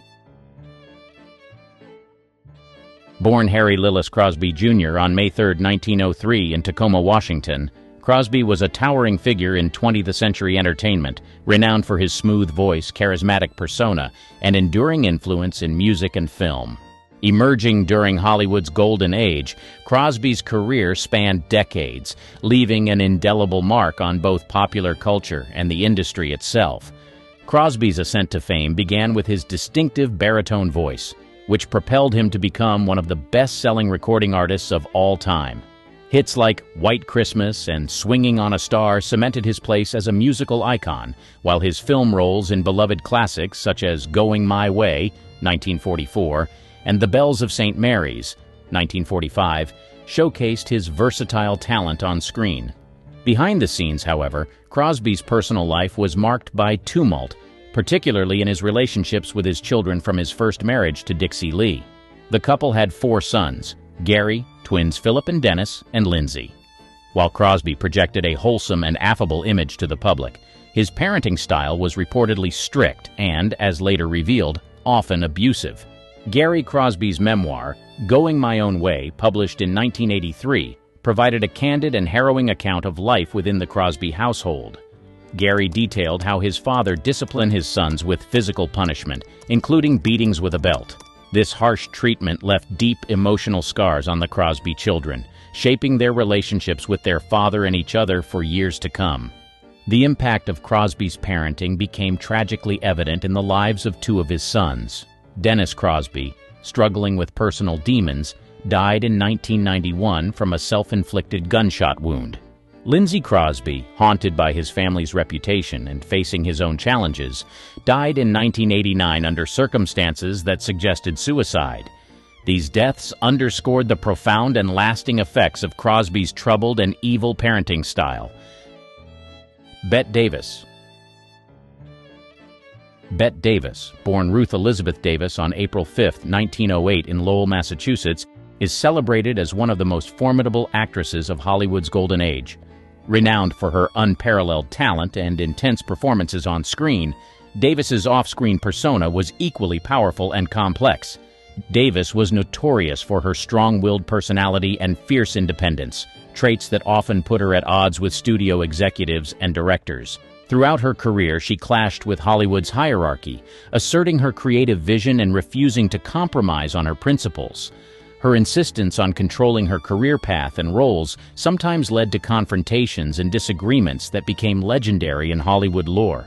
One example of Davis's combative nature was her infamous feud with Joan Crawford during the filming of Whatever Happened to Baby Jane, 1962. The rivalry between the 2 actresses, stemming from personal and professional differences, intensified on set and added a palpable tension to their performances. Their animosity was well documented and became a focal point of media attention at the time. Davis's relationships with co-stars were often colored by her assertiveness and willingness to challenge others. She was known for her strong opinions and high expectations, which could create friction during production. Her desire to fully embody her characters sometimes required pushing boundaries and demanding excellence from herself and those around her. Despite any conflicts behind the scenes, Davis's commitment to her craft was unwavering. Her performances in iconic films such as All About Eve, 1950, where she played the sharp-tongued Margot Channing, and Jezebel, 1938, which earned her an Academy Award for Best Actress, showcased her ability to portray complex, multidimensional women who defied conventions. Errol Flynn. Born on June 20, 1909 in Tasmania, Australia, Flynn became a Hollywood icon during the golden age of cinema. Known for his charismatic screen presence and swashbuckling roles in films like Captain Blood, 1935, and The Adventures of Robin Hood, 1938, Flynn projected an image of daring adventure and charm that captivated audiences worldwide. However, behind the silver screen, Flynn's personal life was marked by controversies and scandals that earned him a reputation for being morally questionable or evil. One of the primary reasons for Flynn's controversial reputation was his involvement in legal troubles, particularly allegations of statutory rape. In 1942, Flynn was accused of statutory rape by two teenage girls, leading to a highly publicized trial that tarnished his image. Despite being acquitted due to lack of evidence, the accusations cast a shadow over his career and raised questions about his conduct with women off-screen. Flynn's personal life was also characterized by a hedonistic lifestyle. He was known for his excessive drinking, womanizing, and indulgence in various vices, which contributed to his image as a Hollywood playboy. His parties were legendary for their extravagance, and he had numerous affairs with actresses, socialites, and other women, which fueled gossip and controversy throughout his career. Barbara Stanwyck. Born in Brooklyn, New York as Ruby Catherine Stevens on July 16, 1907, Barbara lived a life filled with drive and determination. Orphaned at a young age, she was raised in foster homes and by an elder sister. These early hardships forged a character that would become synonymous with strength and independence in Hollywood. Stanwyck's journey to stardom began in the nightclubs and theaters of New York, where she worked as a chorus girl. Her big break came in 1927 with the Broadway play Burlesque, a role that caught the attention of Hollywood scouts. By the late 1920s, she had moved to Hollywood and made her film debut in Broadway Nights. As the film industry transitioned from silent films to talkies, Stanwyck quickly established herself as a leading lady, thanks to her versatility and compelling performances. Despite her success, Stanwyck's off-screen reputation was complex. She was known for her professionalism and dedication to her craft, traits that sometimes led to perceptions of her being difficult or cold. Her intense focus on her career often took precedence over personal relationships, creating an aura of ruthlessness. Colleagues frequently described her as demanding and uncompromising, particularly when it came to her work. This relentless drive was evident in films like Stella Dallas, 1937, where her performance earned her an Academy Award nomination. Her commitment to her roles was unwavering, setting high standards for herself and those around her. While this dedication garnered respect, it also created tensions with co-stars and directors who found her formidable presence challenging.